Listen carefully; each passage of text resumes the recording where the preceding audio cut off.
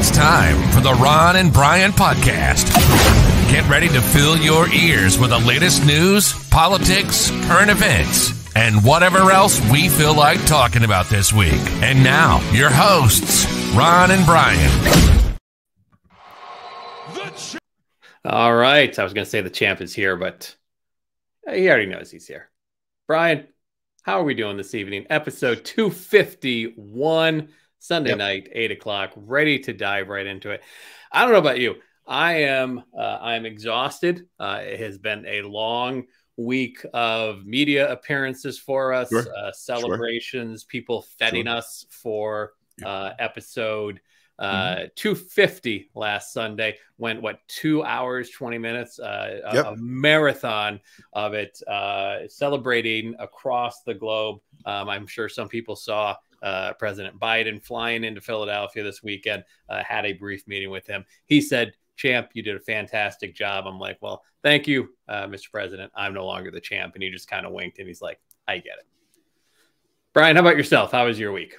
Listen, I was out and about through the town every night this week.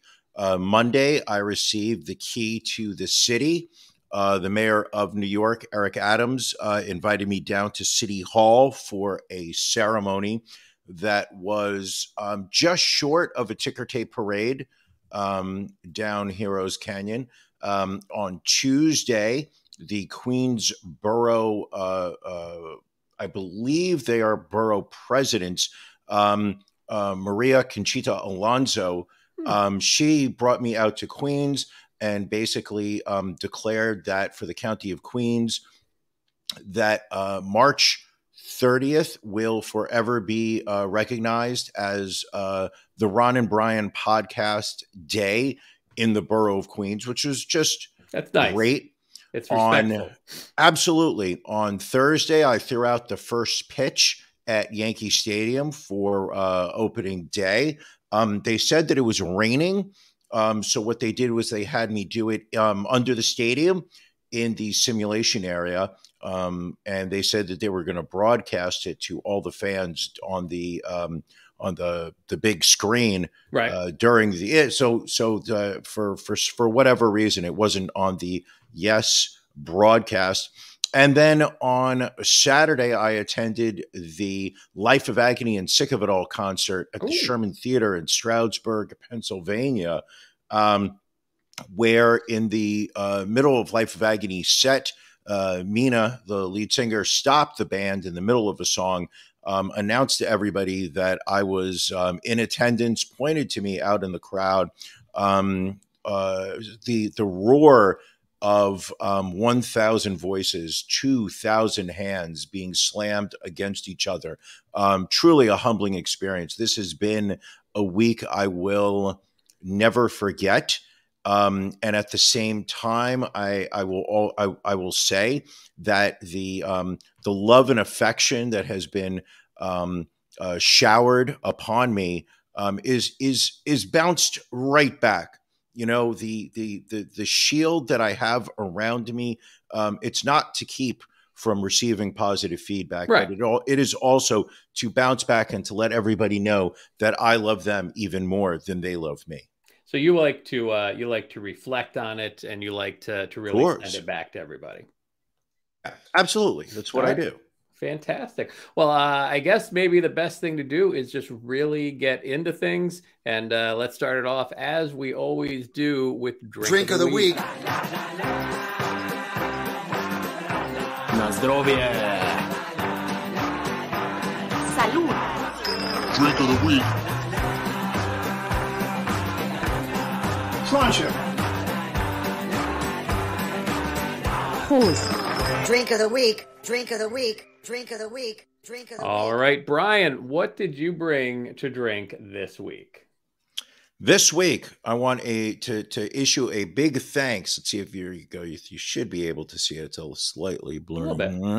We're going to send a thank you to the kind folks over at Big Storm Brewing Companies. They sent me over a 6-pack of their Tropic Pressure Golden Ale.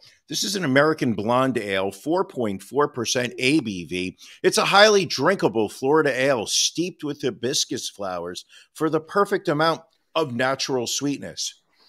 The nose smells of blossoming flowers, honeysuckle, and freshly baked bread cooling on a windowsill. I'm going to say that after my first sip. How is it? I will. No.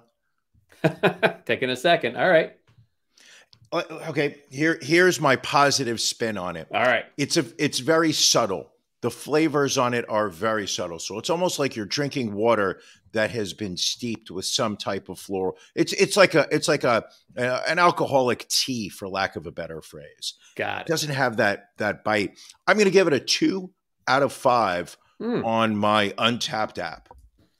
All right. That's not a great score, but not a horrible score.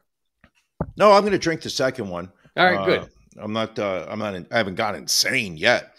Ron. Yes, my friend. What are you drinking?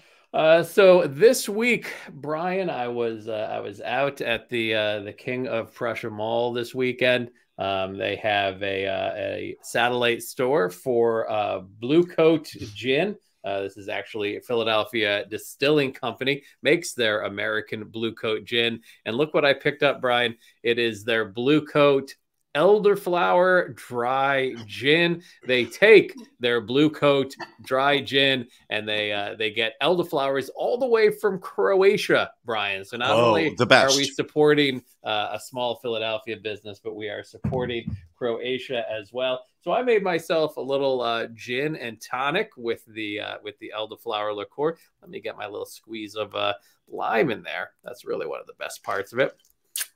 And let's see. Also, let's kudos to you for going out and buying limes. Oh, that is tasty. How strong is the elderflower flavor? It's not overly strong. See, I think you don't like Saint Germain, the elderflower liqueur. I think probably primarily because of the sweetness. Maybe a number of other reasons. I don't know.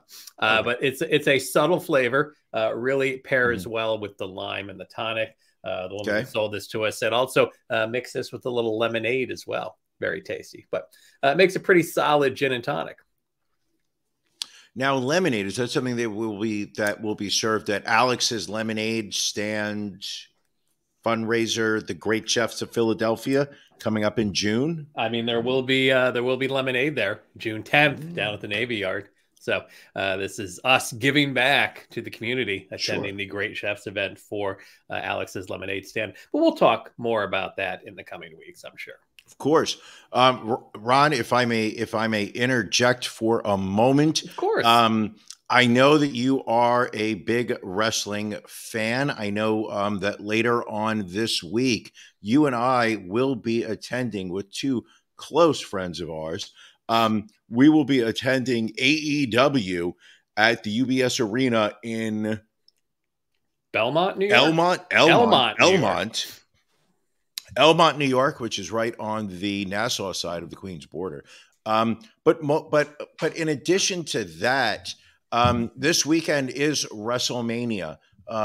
It was I believe a 3-day event, Friday, Saturday, and Sunday, or just Saturday and Sunday. Not really sure. Listen, but I've never hid my disdain for all things WWE in favor of Tony Khan's AEW league wrestling, AEW wrestling Federation. AEW. Okay. What? But I know you are closely following WrestleMania. Tonight is night 2 of it.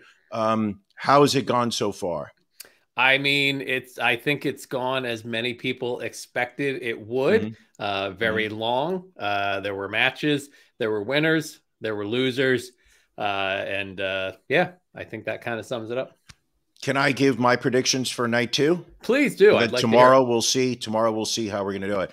I'm going to say that Shayna Baszler and Ronda Rousey will win in the WrestleMania Showcase match. I believe Brock Lesnar will beat Omos.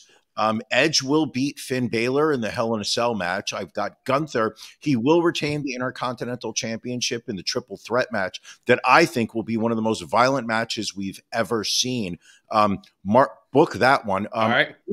Asuka will beat Bianca Belair for the Raw Women's title. And I believe that Cody Rhodes will defeat Roman Reigns for the undisputed WWE Universal Championship.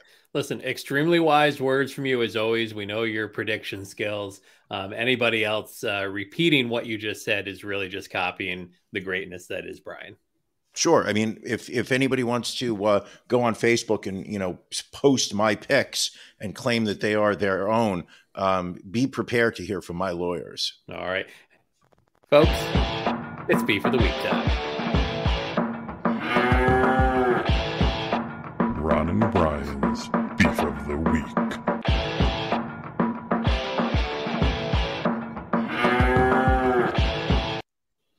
Brian, what's bothering you? What's bothering me, Ron, is the state of care from medical professionals. Anything in particular? Anything specific that you're referring to? Oh, I will get specific. All right, good. I had a doctor's appointment with a orthopedic surgeon. He does do surgeries. This is the same doctor that operated on my left knee 2 years ago. Is that Dr. Vidibumbots? No, that is Dr. Jonathan Gordon. Okay.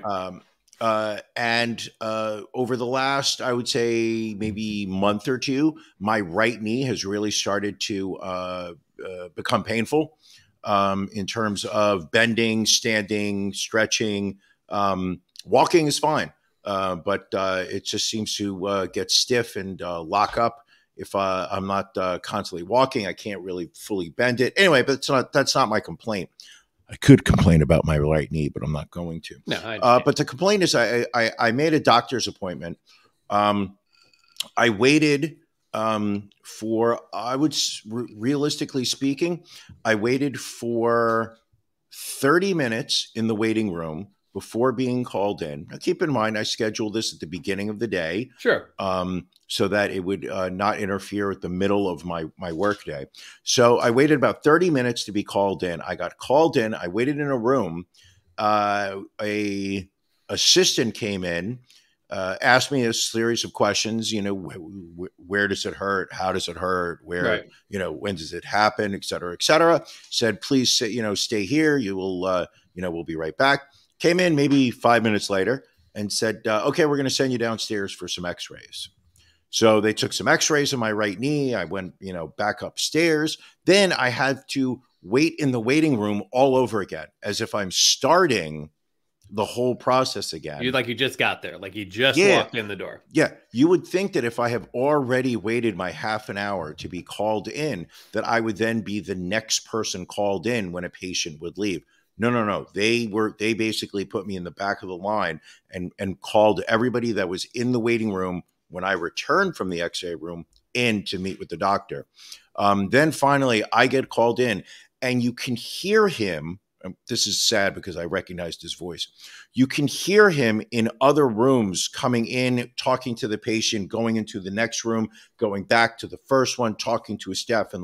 He literally has 4 different active patient rooms where he is sitting there talking to 4 different patients at any given time.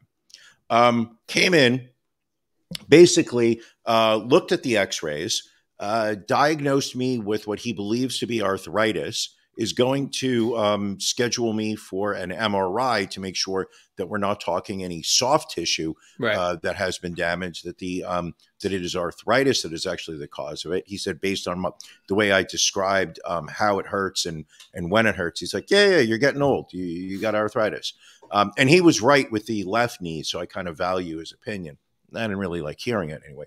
But just the lack of proper care. You feel you are being herded through like a cattle at a at a slaughterhouse. It is just, they'll rush you through. It's really start, wait, start, wait, start, wait, start, wait. Okay, you spend 2 minutes with the doctor, and then it's get the F out of here because somebody else needs to be in the room so they could charge a couple more $100 to the insurance. It's really sad that this is the way, the care that you are given. You literally have, just a few brief moments to actually interact with your medical professional before they condescendingly tell you need to leave and go into another room so they can meet another patient. And that's my beef of the week. And it's a valid one. Listen, I think we had this conversation back when my mom first got sick, and it was a case of it took months to get an actual diagnosis because it was very your back hurts. Well, you're just getting old, and it's like, Sure. Yeah, well, your back hurts because you have bone cancer. So it's like, but had someone bothered to take the time, possibly that's diagnosed sooner. Who knows? Mm-hmm. My beef, Brian, not as serious. Yes, I'm sorry. Yes. Ron. Yes. What's bothering you? It wasn't a bad week. It was a good week, actually. But this is a beef I've had for a while. It's a minor beef, but a beef nonetheless. Is when I'm getting, or it could be my wife or I, getting a package delivery from Amazon Prime, and the driver feels the need to ring the doorbell. I don't know why that annoys me. Well, I do know why that annoys me because, we've got the dog here, and when the doorbell rings, the dog goes crazy.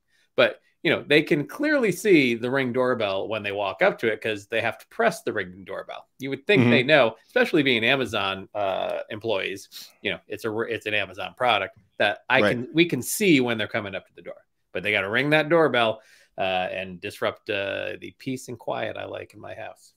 Again, not a big problem, but a beef. You would prefer they just leave the package and walk away? Yeah, because I already know they've come up. The doorbell tells me someone's come up to the door, and they usually just drop it on the front step or in the vestibule and go on their way. Okay.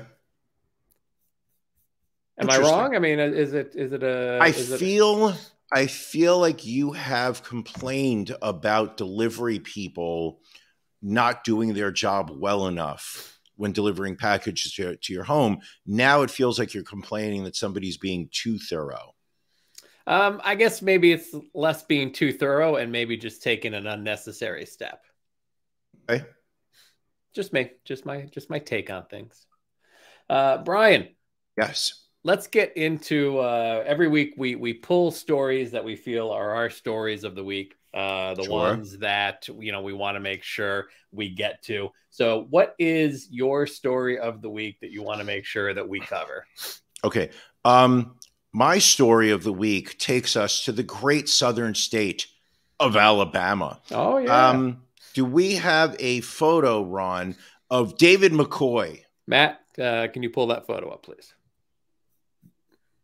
Wow, Matt is on his game today. I believe he's been taking his methadone. He went to a clinic earlier this weekend, trying to get him off cocaine. You're right. It's been quite dangerous. Ladies and gentlemen, we are looking at a photo of David McCoy. David McCoy is a former Huntsville police officer who was indicted this past March 24th on capital murder charges in the 2022 shooting death of his girlfriend, Courtney Spraggins, and their unborn baby. That's right, people. You are looking at an Alabama cop who fatally shot, allegedly, his pregnant girlfriend in the head, then lied to 911 dispatchers that she had committed suicide. Investigators allege that he shot her in the head while they were sitting in a parked car outside of his Huntsville apartment. He immediately called a non-emergency police line to see if it had received any reports of gunfires being fired in the area, then told the dispatchers he had woken up to the sound of a firing from a small caliber gun. Investigators arrived on the scene and found Spraggins, 26, shot in the head in the driver's seat of the car.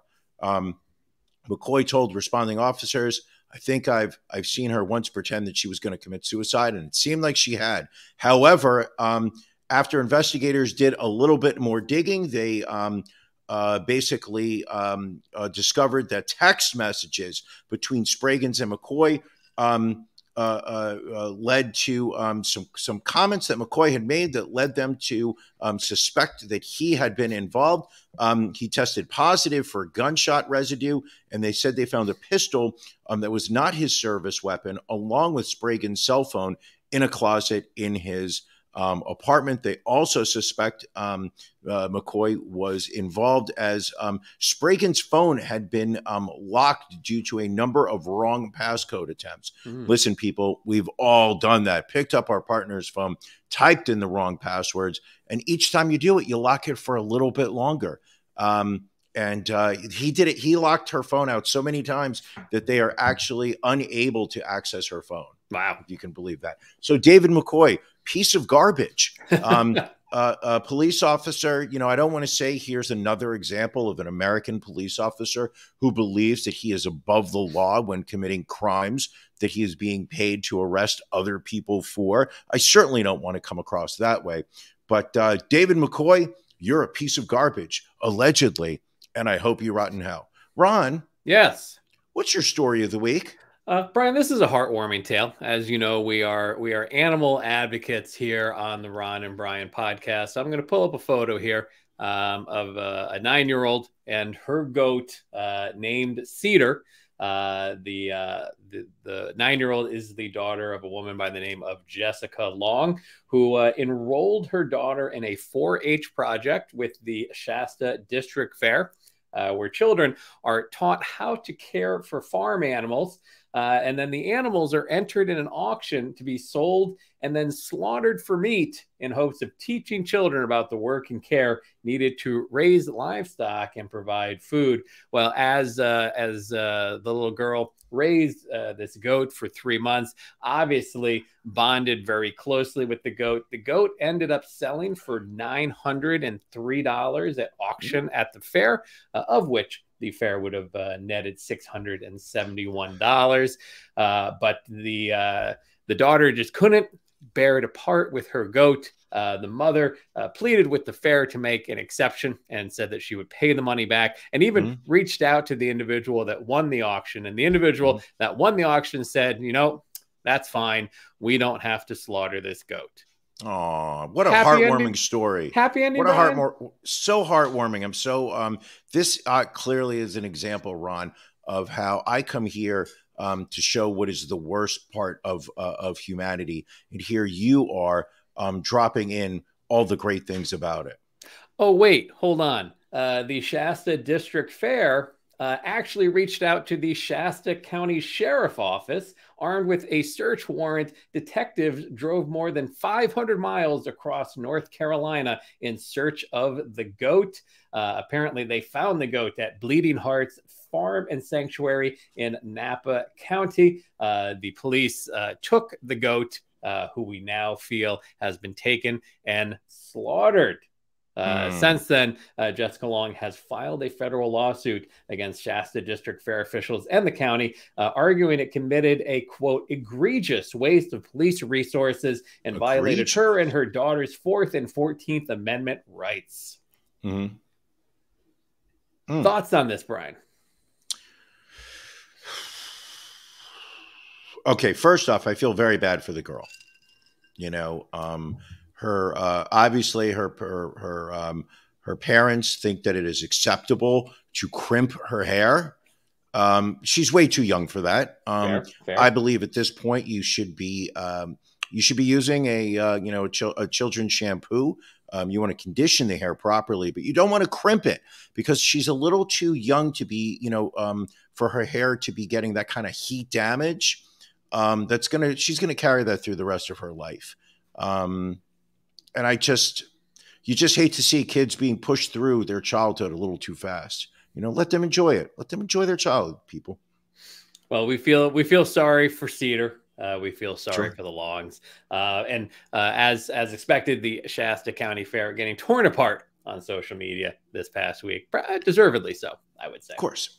Ron, did they say in the article how the goat was prepared? They did not. They don't. Again, they're assuming the goat has been slaughtered. They do not have any more information than that. So it's possible that this goat is completely okay right now. Possible, but not probable. Okay, let's hold out hope. Yes. Let's hold out hope. Oh, by the way, thank you, William Esquire, loyal friend to the show. He says that I am 1-0 in my WrestleMania Day 2 predictions. I didn't want to call them locks of the week. We do that for football. Exactly. No. Speaking of football, Ron, baseball started this week. Major League Baseball opening day 2023. This past Thursday, I believe that would have been March 20.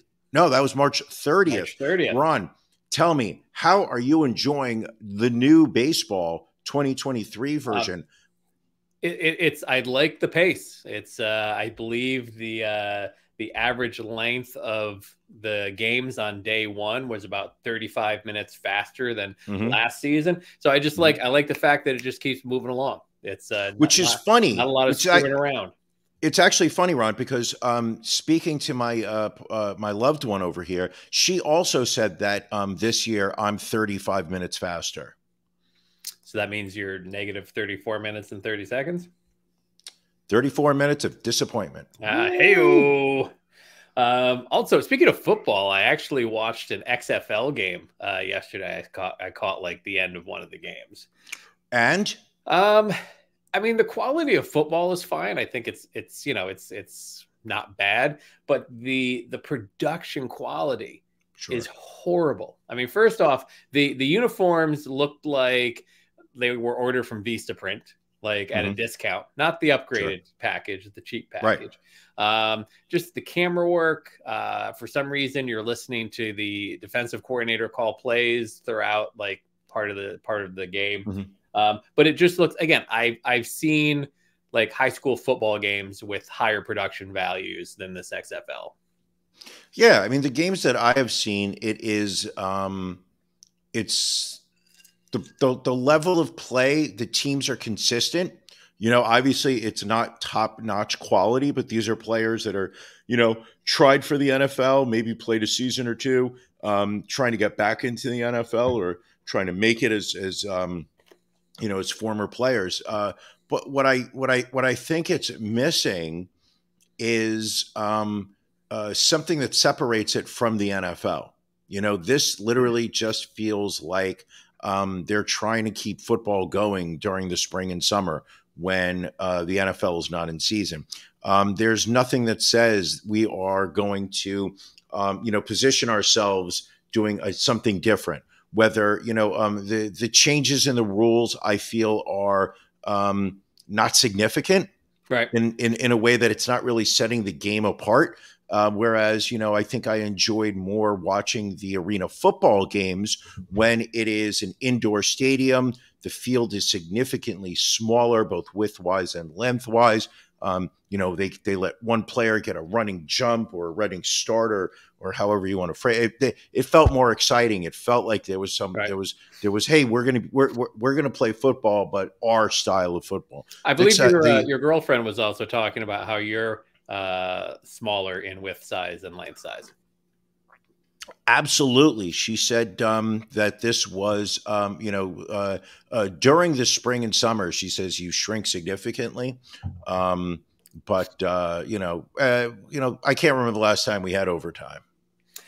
So also in the news this week, Brian, Gwyneth Paltrow, obviously that whole ski accident case, but I'm more focused on the fact that apparently she does something called rectal ozone therapy, which apparently is medical grade ozone gas administered through an ozone generator device, which can be inserted in your body in many ways. But apparently a lot of people put it up their butt via a catheter.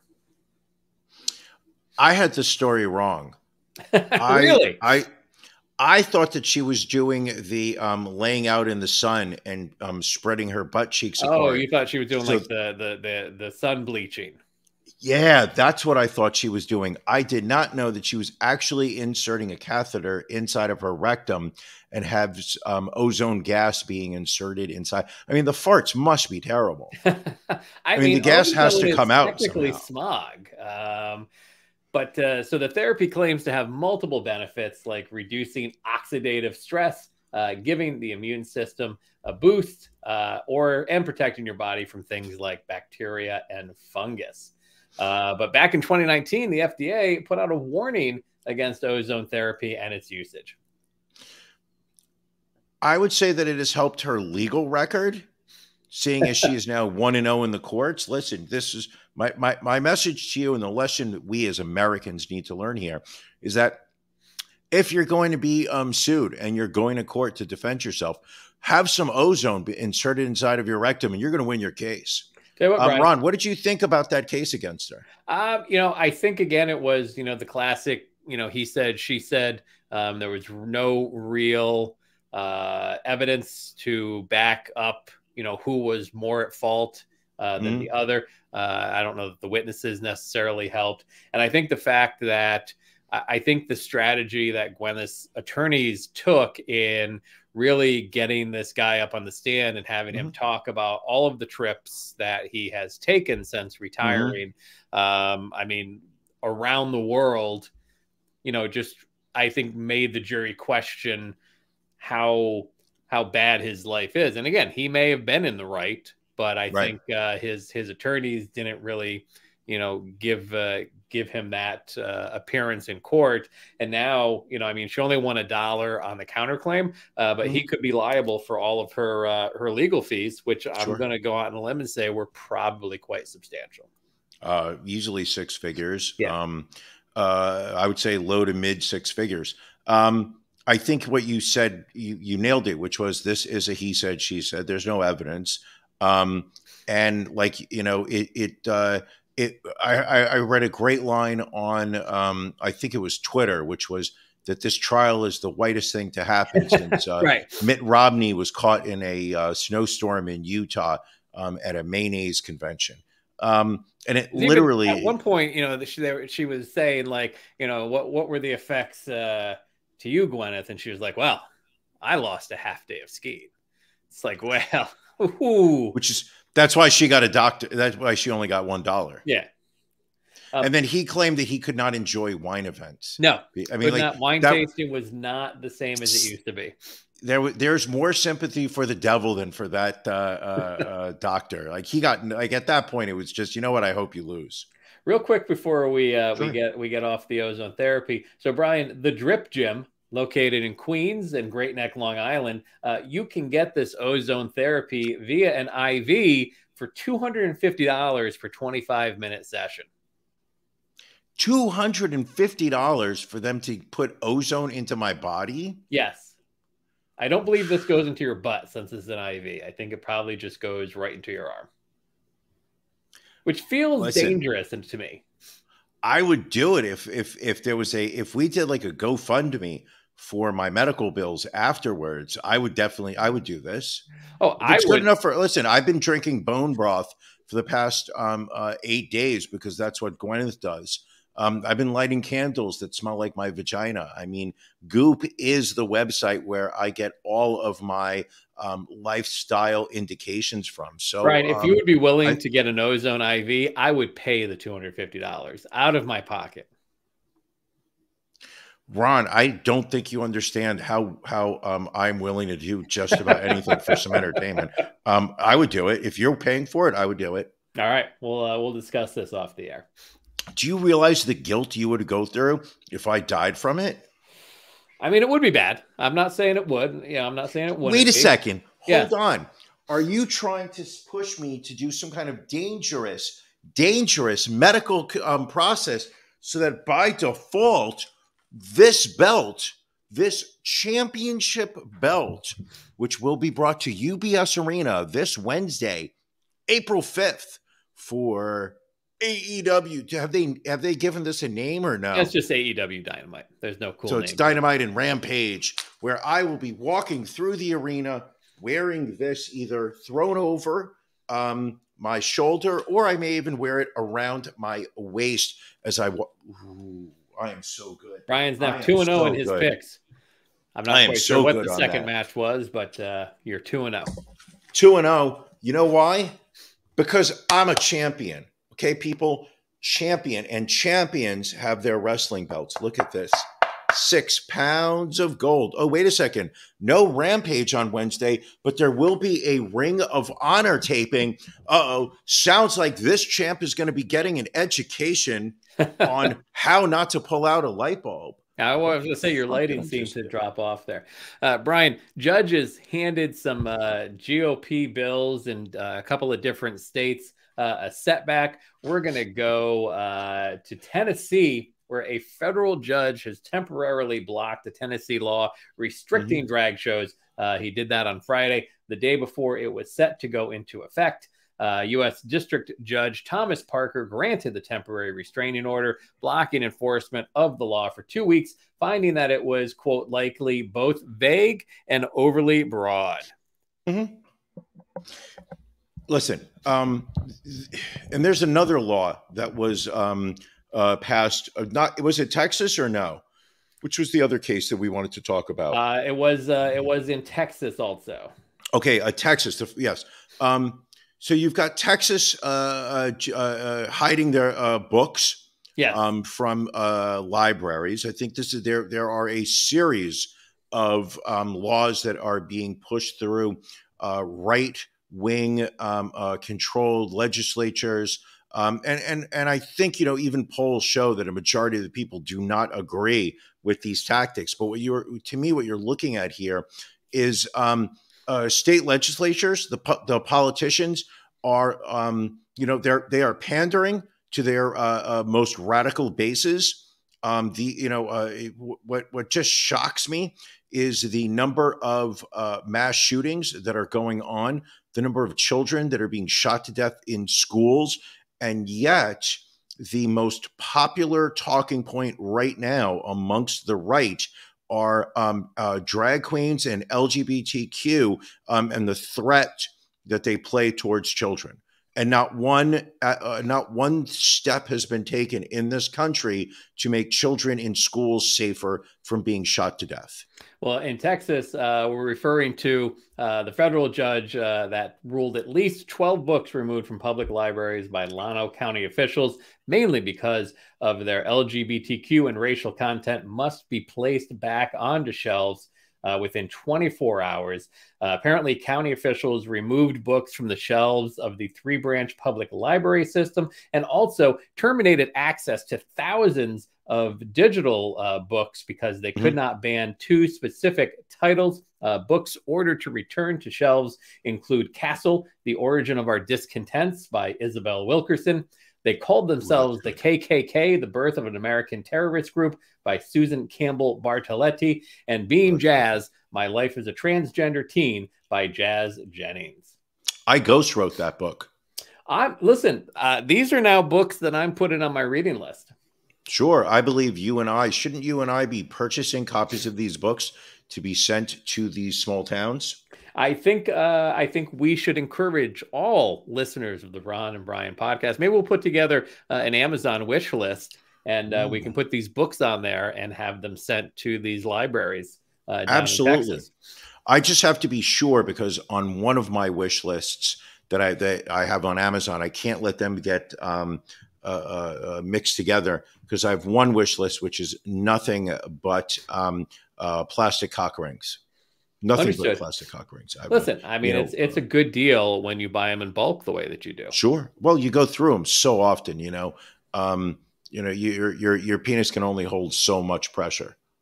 We're going to stay in Texas for a couple of stories, because just Texas, always great stuff. I mean, Texas and Florida always go neck and neck as to the worst state in the union. But down in Texas, Apparently, the Texas Department of Public Safety revealed this month that it had unknowingly sent thousands of driver's licenses, most of which belonged to Asian Americans, to an organized crime group operating out of New York City, apparently leading to credit card fraud, stolen data, digital SIM card access, and more. A 33-year-old senior consultant who asked to remain anonymous for fear of retaliation estimates that she has racked up $50,000 in losses through schemes that used her stolen Texas driver's license information.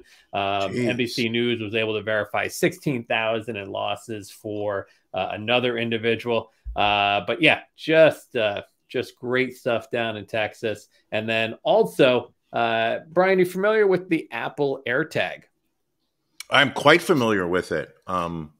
So apparently there was a gentleman in San Antonio, Texas, who his truck was stolen, but he had an Apple AirTag in his truck. So he was able to track down the thief, finding where the truck was located, and then ended up killing the guy.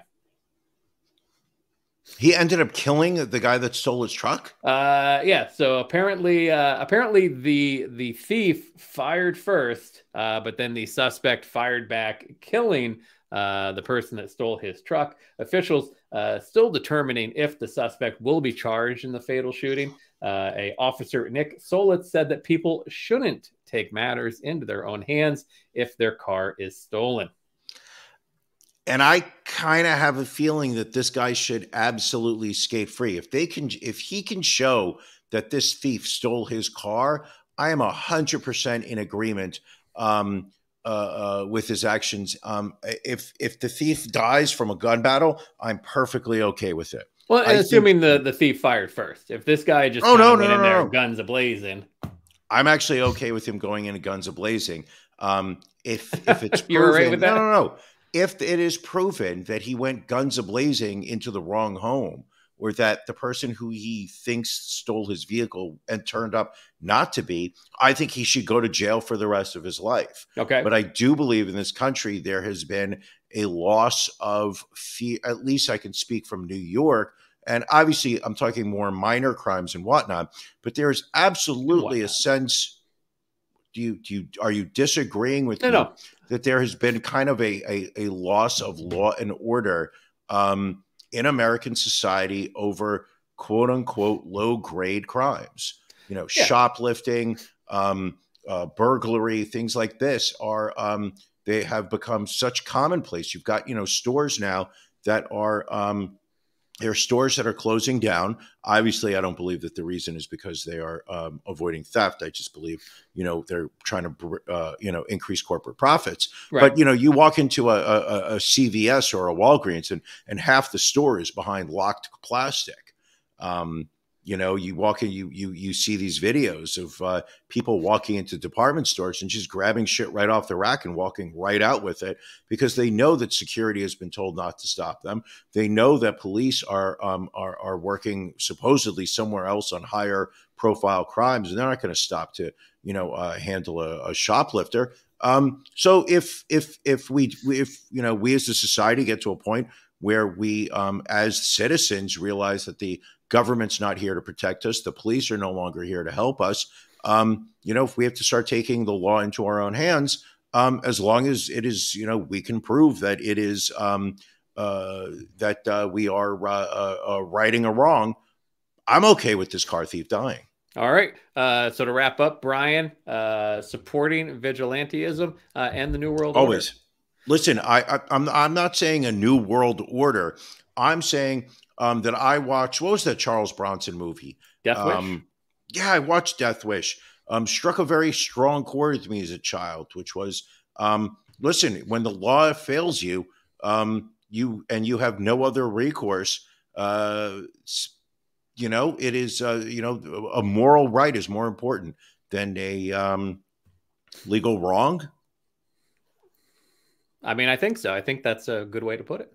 All righty. That's going to be my soundbite for the week. All right. Ron, what else do we got? Let's jump over to Florida and what may have been Murder. my favorite story of the week. As we know, last year when Disney came out against Florida's Don't Say Gay law, Governor Ron DeSantis took action by disbanding the board that oversaw the governance of Walt Disney World and put in a new board into place at the beginning of this year. Well, before the prior board left their positions, they apparently passed restrictive covenants, stripping the new board of many of its powers. They signed a development agreement with the company that gave Disney maximum developmental power over the theme park resort's 27,000 acres in Central Florida. And they did that, and I'm trying to find the exact wording of it. It will be in effect until 21 years after the death of the last survivor of the descendants of England's King Charles III. Such a random piece of corporate language. Apparently, I read into that. Not exactly random. Apparently, that is how lawyers used to get around. There's laws in states saying that you can't have certain provisions and laws that just run in perpetuity. So what they would do is they would attach something like this to a royal family member who back when this came into fashion were obviously much wealthier than the average person, lived much longer than everybody. I mean, you look at Queen Elizabeth, she lived till she was 96, 97. Allegedly. So, you know, that's where it came into fashion years ago.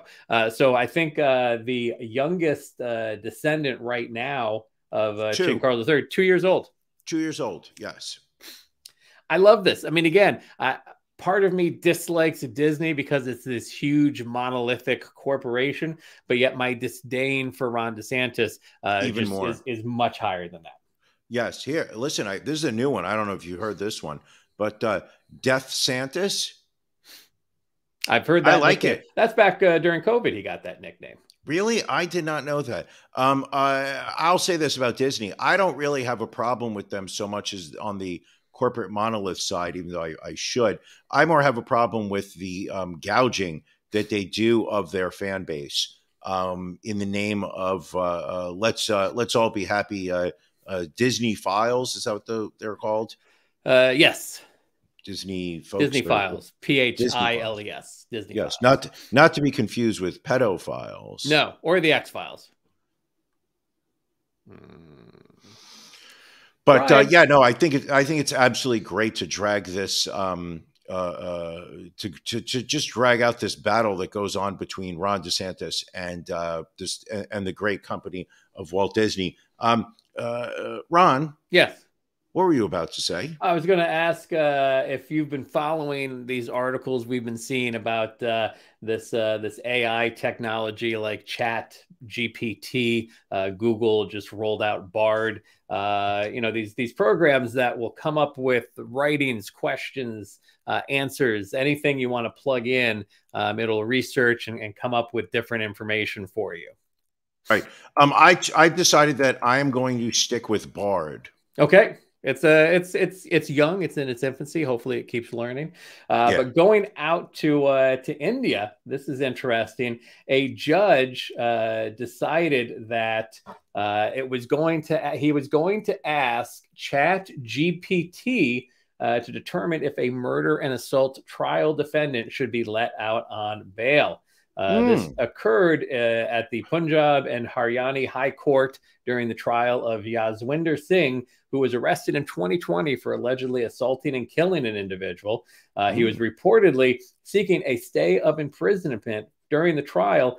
Left at a loss for how to handle the situation, Judge Anup Chitkara decided to seek counsel from GPT-4, the latest update, which exhibits human-level performance. Let me just see here if what the answer was. And it said if assailants have been charged with a violent crime that involves cruelty, they may be considered a danger to the community and a flight risk. But ultimately rejected the defendant's bail bid on the grounds that they did act cruelly before the victim died. Oh, interesting. Interesting. But apparently, this is interesting. The Indian justice system has nearly 6 million pending cases in high courts and is notoriously backlogged. So apparently, this is a bit of an experiment to see if ChatGPT can possibly move some of these, hopefully, lesser court cases along. I don't know if you would want to rely on a murder case. So, Ron, if you're implying that people who are interested in committing crimes and likely will never actually see the inside of a courtroom, you're saying that India is the country to go to commit those crimes. I'm not saying that, because that's what I hear. That's what I'm hearing. You're the one who likes vigilantism, so maybe India is where you need to be judge, jury, and executioner. I'm listening. Staying on the AI topic, a Belgian man recently died by suicide after chatting with an AI chatbot on an app called Chai. Apparently, the app's chatbot encouraged the user to kill himself, according to statements by the man's widow and chat logs she supplied to Belgian outlet La Libre. Okay. When Vice tried the app, which runs on a similar open source GPT-4, it provided them with different methods of suicide with very little prompting. Interesting. Yeah. Interesting. So apparently the man, referred to as Pierre in the article, became increasingly pessimistic about the effects of global warming and became eco-anxious, which is a heightened form of worry surrounding environmental issues. After becoming more isolated from family and friends, he used Chai for 6 weeks as a way to escape his worries. Unfortunately, the chatbot talked him into killing himself. Really? Yes.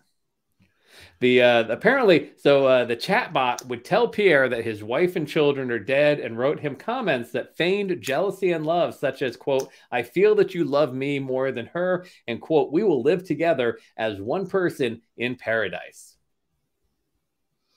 Creepy. A little bit. I mean, don't get me wrong. I know you speak to Mrs. Ron the exact same way.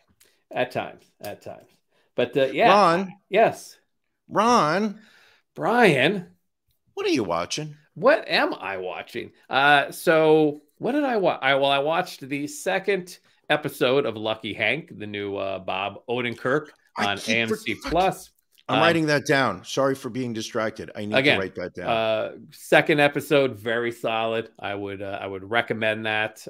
And also watched a movie called Missing. So it is, I don't know if you remember, there was a movie that came out a couple of years ago called Searching, where it was a missing child. And basically the entire movie took place through different apps on the person's computer. So a very similar film style where this teenage girl's mom and boyfriend go missing while on vacation in Colombia. And so basically everything plays out as she tries to use tools available to her on the internet to try and track it down. I mean, it's an interesting story. I think it's watchable. It was like an hour and 40 minutes. And then also watched a documentary called Medicating Normal, which is talking about how people's lives have been ruined by being overly medicated by doctors, being left on medications for extended periods of time for certain pills. Again, kind of like you said earlier, the standard of care is horrible in this country. This documentary will just kind of reaffirm that, but just very, but interesting nonetheless. I think it's a very worthwhile watch. And also keep in mind, you and I, and I'm sure your mother also, we have access to good care, which scares the daylights out of me to the type of care that people who cannot afford proper insurance are getting. Right. Without a doubt. Brian. So yes. What are you watching? Oh, I'm continuing steaming through the new season of The Mandalorian, which is on Disney Plus. Have you not been watching it? No, I need to pick up on that. So then somebody else is using my login to watch The Mandalorian, because the last 2 episodes I have, what do you call it? The last 2 episodes, when I went to go play the episode, you could see that the viewing tracker on the bottom was all the way at the end of the episode. Oh, no, that is not me. I would thought own that up was to you. it if it. Yeah, no, I know you would. So I've been watching that. Once again, staying in true form to the template that is The Mandalorian. Every episode is him and Baby Yoda getting in and flying somewhere else. This season, basically, you were looking at the Mandalorian, whose name I'm not even going to pretend to remember. Basically, linking up with his own people, the Mandalores or the Mandalorians. I'm not really sure. And basically, as they try to reconnect with each other and become a people. Also, and we cannot speak highly enough. Season 4 of Succession started last Sunday. I was so excited that after our spectacular episode 250 extravaganza last weekend, 2.5 hours almost, I watched the newest episode of Succession.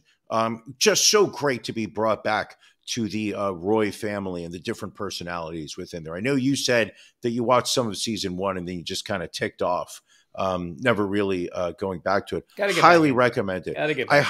I will say this: the writing on it is sharp.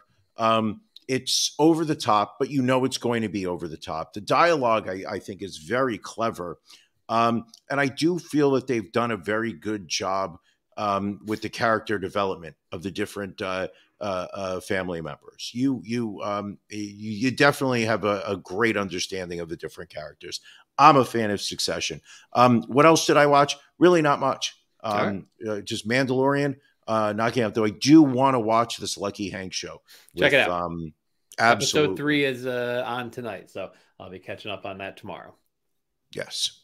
Speaking of catching up, we've got a story that we were following for a while that we have a final update on, and that is the big pro fishing scandal that rocked the world last year.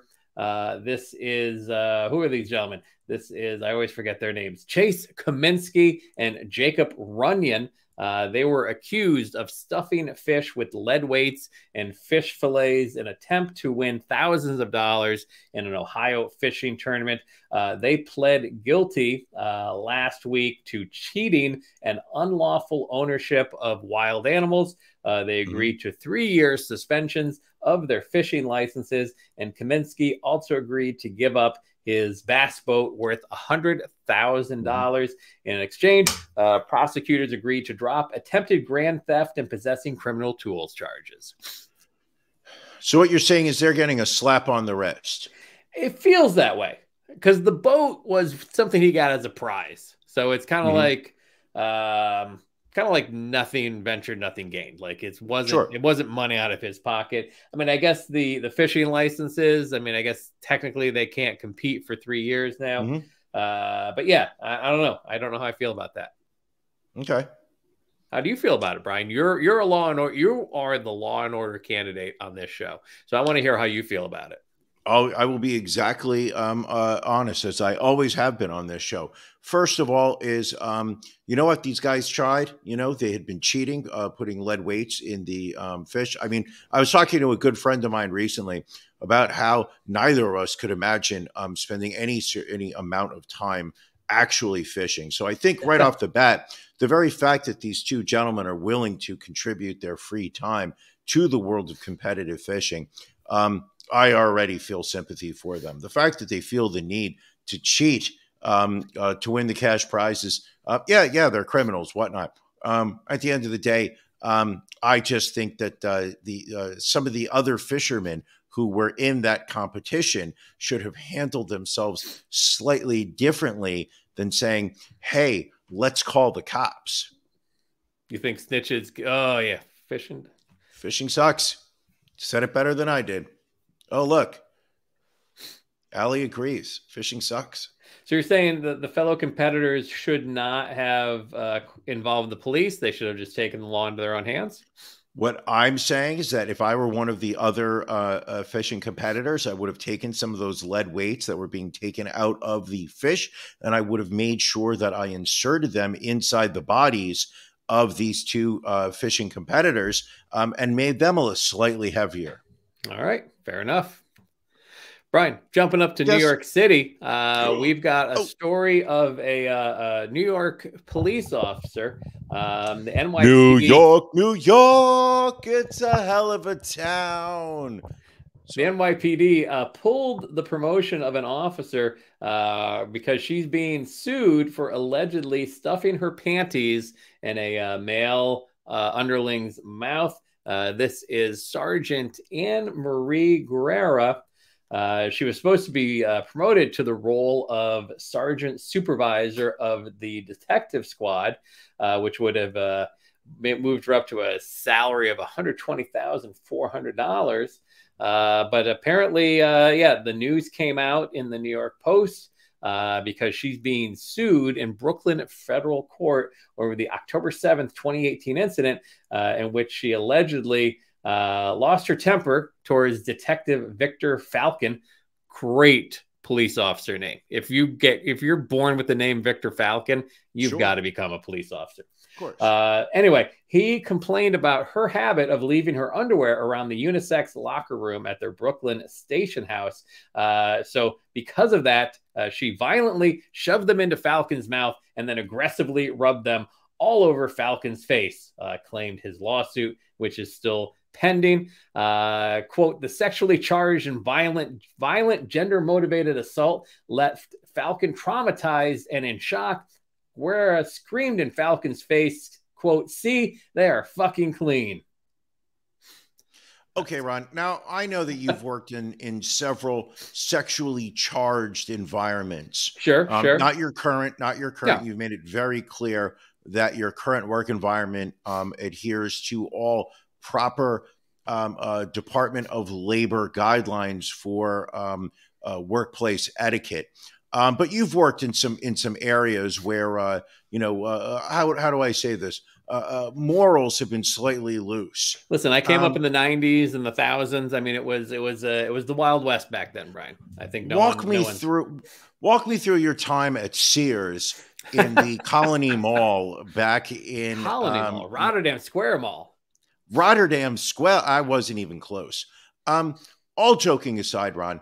Let's visualize, and maybe this should have been more of a Patreon story, because I don't know how, this is maybe we want to put this behind the paywall or whatnot, but it's too late. Cat's out of the bag. Say you're working and your boss leaves her underwear all over all over the employee dressing room, we'll call it.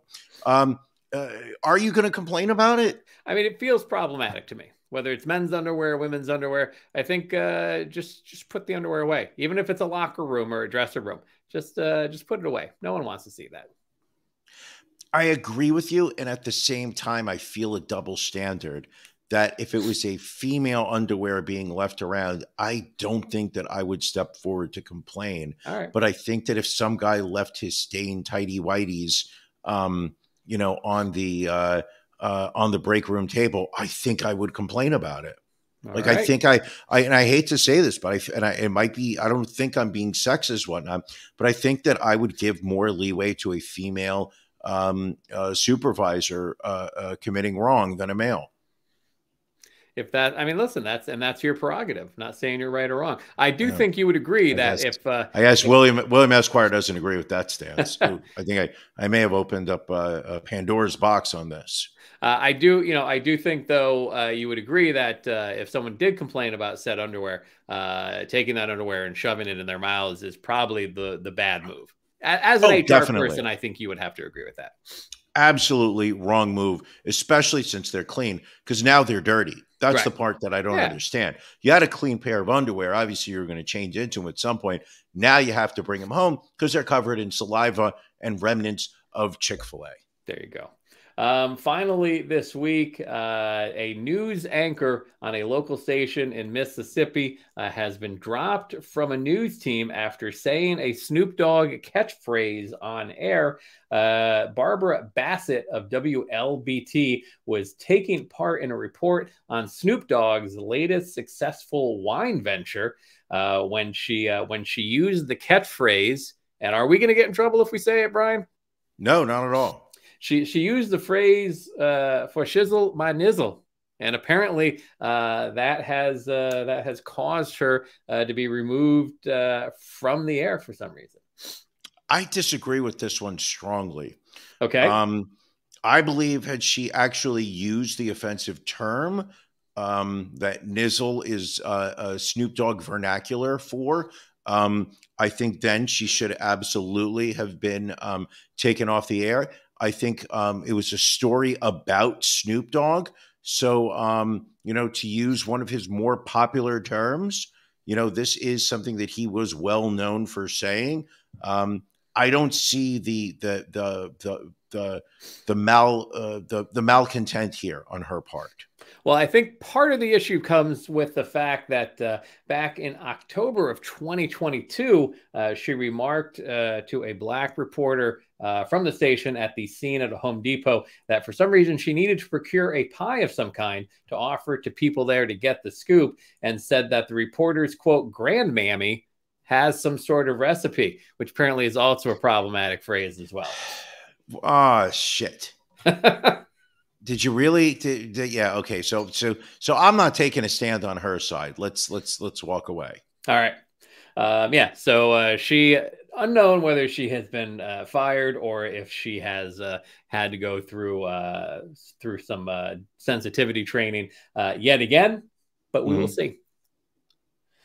All righty. All right, Brian, I think it is about time for us to wrap up and get ready. I've got to prepare for After Dark. People, if you're not part of our Patreon subscription service, let me tell you what you are missing.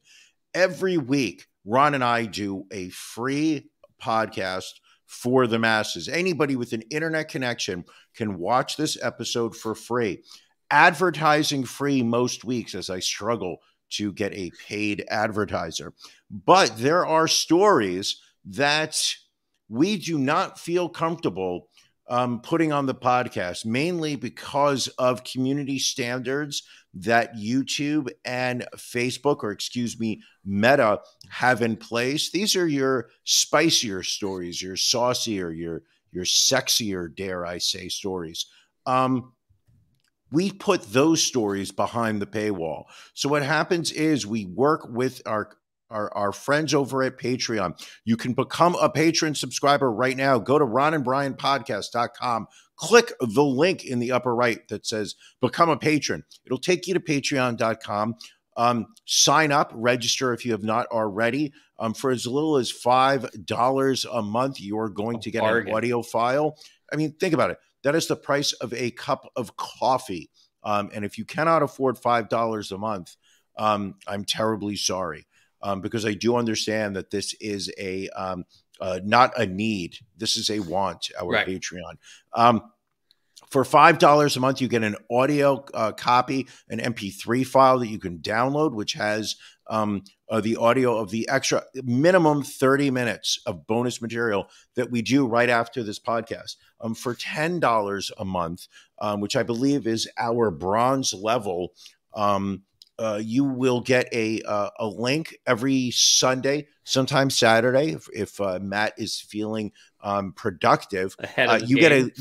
Of course, you get a link so that you can watch live the video, just like you're doing right now for those people who are watching live on Twitch, YouTube, Facebook. And what you also get is a video file that you can later watch at your convenience of the After Dark content that we put out. As little as $5. It supports the show. It is a way for you to say to Ron and I, thank you for being so absolutely fucking amazing. I want to help. I want to help offset the cost. Every time this ticker goes by below, you're watching it stream across. It costs us 78 cents Canadian. Price went up. That adds up. That adds up every episode. Ron, please stop. I know you want to keep running it, but I can't afford this. It helps offset the cost, of the web hosting, the merch that we put up. It's an amazing time. Speaking of which, merch, for those people who have not purchased Ron and Brian podcast merch, you can go to our website, click the store link at the upper right-hand corner. For sale right now, refrigerator magnets, baseball caps, stickers. You have the famous Ron Breakfast Nook lapel pin. What do we have coming up more? Corporate Ron magnets are on their way, people. And these have been approved by Ron. He is very proud. Maybe you'll get him to sign one. Maybe. They're big enough that, maybe if you're lucky, hand him a Sharpie as he's walking out of the office, going into his car so he can swing by Wegmans on the way home to pick up one of their pizzas to serve for him and Mrs. Ron. You don't know. You never know what he's going to pick up at Wegmans. He's wild. But go to our website, buy some merch, support the show. We appreciate it greatly. All right. Well, again, we're going to wrap this up. We're going to get ready for After Dark. Brian, anything else before we head on out? I love you. I love the fact that we get to do this every Sunday. Thank you, everybody who has joined us over the past 70 minutes. For those who are watching afterwards, I appreciate the fact that you have set aside time in your day to spend with Ron and I, those listening to the audio files. Absolutely, you are appreciated. I think you're missing out by not getting the video, I have to say. But you want to know something? However you get your content, however you want to take it in. Some people like to listen to this while they're driving or working out in their local gyms. My friend Dom said to me that he loves listening to the podcast while he is on his Peloton in his apartment. Everybody does it differently. And to me, if you are going to, there's so much content out there. There's so many streaming shows. There's so many other podcasts. And if you decide that you're going to set aside some of your available time for Ron and I, just want to say we truly appreciate it. All right. Well, love you too, my friend. Thanks to all of you for joining us. Patreon folks, we'll see you in a little bit. Everybody else, we will see you next Sunday night. Thank you for joining us on the Ron and Brian podcast. We're live each week on YouTube, Facebook, and Twitch. You can find prior episodes, links to our social media, and everything else Ron and Brian at ronandbrianpodcast.com. See you again next week.